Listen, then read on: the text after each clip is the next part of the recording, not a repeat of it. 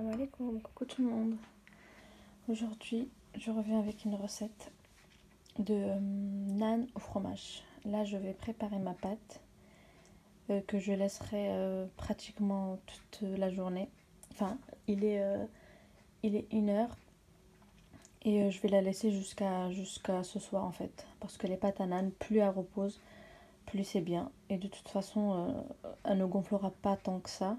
Enfin, en tout cas, elle va pas envahir ma cuisine, on va dire, même si ça reste l'après-midi. Du coup, là, je vais la préparer. Je vais la laisser toute l'après-midi reposer. Et puis, on commence. Alors, du coup, pour cela, il va nous falloir un yaourt nature, 125 grammes. Ou ici, j'ai un yaourt à la grecque. Je vais utiliser ça. Il va nous falloir un sachet de levure chimique, 10 grammes de levure fraîche ou 5 de levure sèche, une pincée de sel, une cuillère à café de sucre, 15 centilitres d'eau.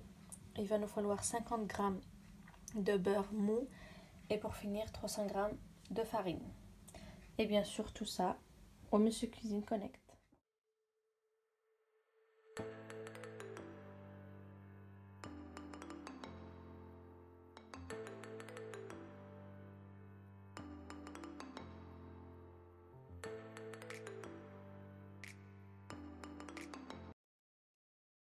Et pour préparer ma levure qui est congelée, on va mettre 5 minutes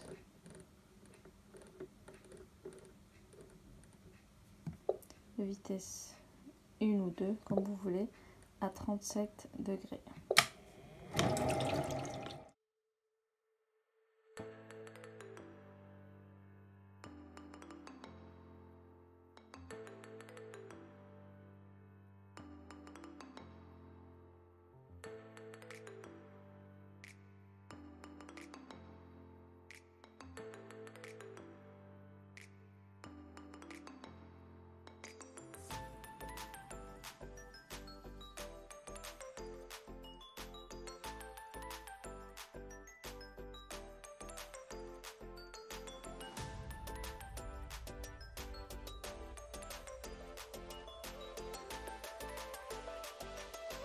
Et pour le pétrissage, comme d'habitude, mode auto, malaxé 45 secondes et je vais refaire l'opération 3 fois comme d'habitude. Donc là voilà ma pâte.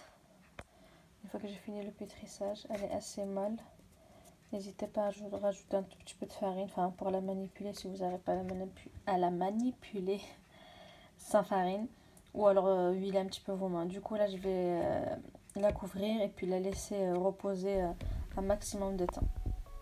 Il est maintenant 19 h et je vais enfin travailler ma pâte. Pour cela je vais fariner mes mains pour pas que ça me colle. Ou alors huiler comme vous voulez. Fariner le plan de travail et puis diviser ma pâte en 7 pains. Je vais prendre les pains, je vais l'étaler et je vais mettre 3 petits vaches qui rient, histoire d'avoir beaucoup de fromage à l'intérieur. Une fois que ma boule elle est formée, je vais faire les autres. Une fois que c'est fait, je prends ma boule, je vais l'étaler assez finement pour avoir cet effet gonflé et ce pain assez fin. Une fois que c'est fait, je prends une poêle que je chauffe moyennement et sur un feu moyen, je laisse gonfler mes pains comme ceci. Là franchement c'est un vrai signe de réussite. Si votre pain il gonfle comme ça, c'est que c'est magnifique. Et regardez-moi cette bosse, ce gonflement plutôt, c'est vraiment magnifique. C'est une satisfaction de voir le pain gonfler comme ça. Du coup là j'ai fini tous mes pains et pour avoir cet effet brillant, je prends un petit morceau de beurre que je badigeonne mon pain avec, histoire d'avoir de la brillance. Et j'aurai fini ma recette d'aujourd'hui. Donc voilà, j'espère que ma recette elle vous plaît et que vous allez la reproduire. N'hésitez pas à partager et à vous abonner si ce n'est pas déjà fait. Bon appétit!